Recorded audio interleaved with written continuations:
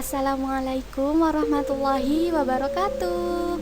Berjumpa lagi dengan saya. Bagaimana dengan kabar kalian? Semoga kalian sehat dan tetap semangat ya dalam menuntut ilmu dimanapun dan kapanpun. Hari ini kita akan belajar tentang Wali Songo. Apa pengertian kata Wali Songo, biografi Wali Songo, dan apa yang harus kita teladani dari Wali Songo akan kita bahas bersama-sama. Yang pertama tentang pengertian Wali Songo. Kata wali berarti wakil dan songo berarti 9. Jadi Wali Songo adalah 9 wakil Allah yang memiliki peran untuk menyebarkan agama Islam.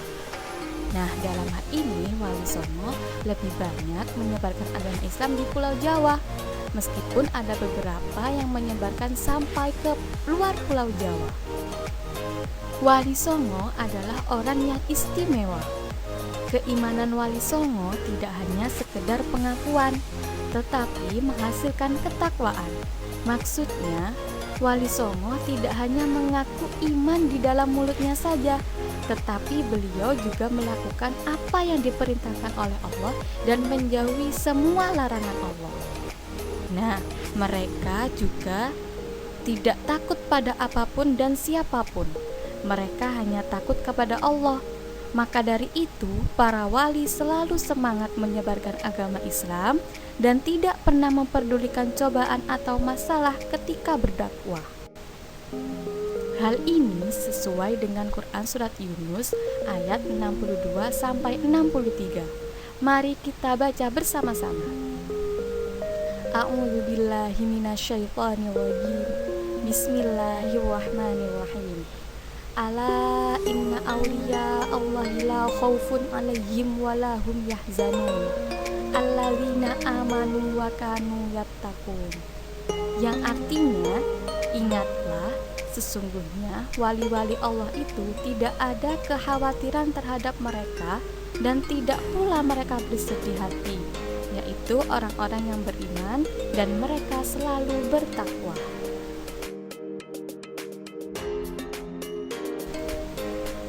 Selanjutnya kita akan membahas biografi Wali Songo. Wali yang pertama adalah Sunan Gresik. Sunan Gresik dikenal sebagai yang pertama kali menyebarkan agama Islam di Pulau Jawa. Beliau memiliki nama asli Maulana Malik Ibrahim dengan nama panggilan Syekh Maridi atau Sunan Tandes. Beliau lahir di Samarkand, Asia Tengah dan wafat di Gresik pada tahun 1491 Masehi. Peninggalannya berupa Masjid Maulana Malik Ibrahim di Desa Leran, Gresik. Jasa-jasanya yang pertama, membela rakyat yang tertindas oleh kerajaan Majapahit. Kemudian, beliau juga menghilangkan sistem kasta, karena pada ajaran sebelumnya, manusia digolongkan berdasarkan derajat, tugas, dan aktivitasnya. Nah, Sunan Gresik ini menghilangkan sistem kasta itu, karena dalam aktivitas sosial semua manusia adalah sama. Yang membedakan adalah ketakwaannya. Dan yang terakhir, beliau juga mengajarkan cara bercocok tanam kepada masyarakat. Yang kedua adalah Sunan Ampel. Sunan Ampel adalah anak dari Sunan Gresik. Beliau memiliki nama asli Raden Rahmat. Lahir di Campah pada tahun 1401 Masehi dan wafat di Surabaya pada tahun 1481 Masehi. Peninggalannya berupa Masjid Sunan Ampel di Surabaya dan juga ada pesantren Denta. Jasanya mengajarkan falsafah mohlimo, artinya tidak mau melakukan perbuatan yang tercela. Falsafah mohlimo itu diantaranya yang pertama, moh main yang artinya tidak mau berjudi. Yang kedua, moh ngombe yang artinya tidak mau mabuk. Yang ketiga, moh maling yang artinya tidak mau mencuri. Yang keempat, moh madat yang artinya tidak mau menghisap narkoba. Yang terakhir adalah moh mador yang artinya tidak mau berzina. Yang ketiga adalah Sunan Bonang. Sunan Bonang adalah anak dari Sunan Ampel. Beliau memiliki nama asli Maulana Mahdum Ibrahim. Beliau lahir di Surabaya pada tahun 1465 Masehi dan wafat di Tuban pada tahun 1525 Masehi. Peninggalannya berupa Masjid Astana Bonang dan alat musik Bonang. Alat musik Bonang adalah alat musik yang terdiri dari gong-gong kecil yang ditempatkan secara horizontal dalam bingkai kayu. Jasa-jasanya yang pertama, beliau dakwah dengan cara kesenian sehingga menarik minat masyarakat untuk belajar ajaran Sunan Bonang. Yang kedua, mendirikan pesantren, dan yang terakhir, pemrakarsa Suluk Wijil dan Tombo Ati. Suluk Wijil berisi tentang jalan spiritual menuju Allah, dan Tombo Ati berisi tentang tata cara mendapatkan kesenangan hati. Yang keempat adalah Sunan Derajat. Sunan Derajat adalah anak dari Sunan Ampel dan saudara dari Sunan Bonang. Beliau memiliki nama asli Raden Kosim dan mendapatkan gelar Raden Syarifuddin. Beliau lahir pada tahun 1470 Masehi dan wafat pada tahun 1522 Masehi. Peninggalan beliau berupa gamelan singo mangkok, batik derajat, dan daun lontar yang bertuliskan surat Yusuf. Semua peninggalan ini masih tersimpan di Museum Sunan Derajat yang terletak di Jalan Sumber Budi, Paciran. Jasa-jasa beliau menciptakan Macapat Pangkur. Pangkur artinya mundur, sehingga tembang ini memberikan gambaran bahwa akan ada saat di mana manusia mundur dari kehidupan dunia dan beralih ke dunia akhirat. Yang kelima adalah Sunan Kudus. Sunan Kudus adalah cucu dari Sunan Ampel. Beliau memiliki nama asli Maulana Ja'far Shodiq. Di kalangan para wali, beliau dikenal karena kepintarannya, sehingga mendapatkan gelar Wali Al-Ilmi, yang artinya orang yang berilmu luas.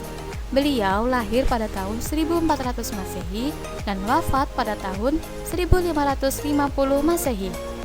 Peninggalannya berupa Masjid Kudus. Masjid Kudus ini memiliki keistimewaan pada bangunannya karena merupakan penggabungan Islam dengan budaya Hindu-Buddha. Jasa-jasanya yang pertama, beliau berperan besar dalam Kesultanan Demak. Ia menjadi panglima perang, penasehat Sultan Demak, dan hakim peradilan negara. Beliau juga menciptakan gending Mas Kumambang dan Mijil. Gending Mas Kumambang ini berisi tentang keadaan manusia di dalam ruh kemudian ditanamkan dalam rahim. Dan Mijil artinya brojol, artinya berisi tentang proses kelahiran manusia. Yang keenam adalah Sunan Giri. Sunan Giri adalah keponakan dari Sunan Gresik dan merupakan putra dari Maulana Ishak. Maulana Ishak adalah ulama besar dari Gujarat yang kemudian menetap di Aceh. Sunan Giri memiliki nama asli Muhammad Ainul Yakin atau Raden Paku. Beliau lahir pada tahun 1442 Masehi dan wafat pada tahun 1506 Masehi. Peninggalannya berupa Masjid Sunan Giri. Masjid Sunan Giri ini memiliki ciri khusus menaiki anak tangga yang banyak untuk sampai di sana. Jasa-jasa dari Sunan Giri adalah beliau menciptakan tembang Islami untuk anak-anak, di antaranya Cublak-Cublak Suweng. Cublak-Cublak Suweng ini mengajarkan bahwa kebahagiaan sejati tidak pada harta, tetapi harus bersyukur dan tidak merendahkan orang lain. Nah, kalian ingat apa itu permainan Cublak-Cublak Suweng? Cublak-cublak suweng dimainkan minimal 3 orang. Salah satu anak terlungkup di tengah-tengah menjadi Pak Empok, sementara yang lain mengelilinginya sembari bergantian menggenggam kerikil dan menyanyikan lagu Cublak-cublak suweng. Tujuan permainannya adalah agar Pak Empok tidak tahu di mana letak kerikilnya. Tetapi kalau ia sampai bisa menebak di mana kerikilnya, maka yang memegang kerikil tersebut akan menjadi Pak Empok selanjutnya. Nah, kalian bisa memainkannya di rumah. Yang ketujuh adalah Sunan Kalijaga.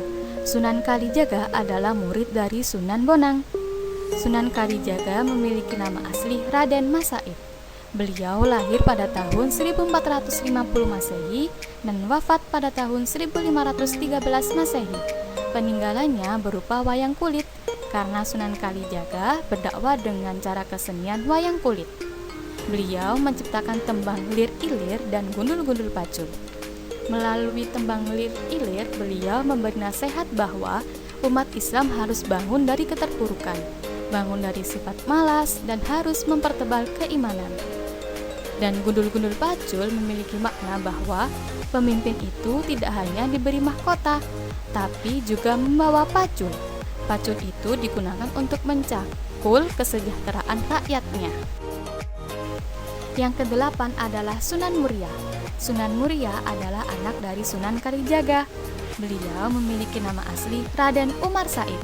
Beliau lahir pada tahun 1465 Masehi dan wafat pada tahun 1551 Masehi.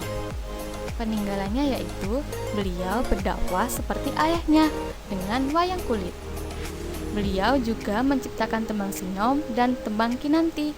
Melalui tembang sinom, beliau mengajak kepada pengikutnya untuk meneladani perilaku baik Panembang Senopati atau Danang Sutawijaya. Karena beliau selalu berbakti kepada masyarakat dan negara serta bersusah payah untuk mendekatkan diri kepada Allah. Sedangkan tembang kinanti berisi tentang ajakan bahwa kita tidak boleh bermalas-malasan, menyiapkan jiwa raga serta mengurangi tidur karena harus melatih diri dan hati agar cerdas. Biografi Wali Songo yang terakhir adalah Sunan Gunung Jati. Sunan Gunung Jati adalah cucu dari Raja Pajajaran. Beliau memiliki nama asli Syarif Hidayatullah. Beliau lahir pada tahun 1448 Masehi dan wafat pada tahun 1568 Masehi. Jasa-jasanya yaitu beliau adalah satu-satunya wali yang memimpin pemerintahan, yaitu Kesultanan Cirebon. Beliau memperluas wilayah Islam, membangun infrastruktur jalan, dan membangun tempat-tempat ibadah. Nah, pembahasan yang terakhir adalah tentang keteladanan dari kisah Wali Songo. Apa ya keteladanan dari kisah Wali Songo?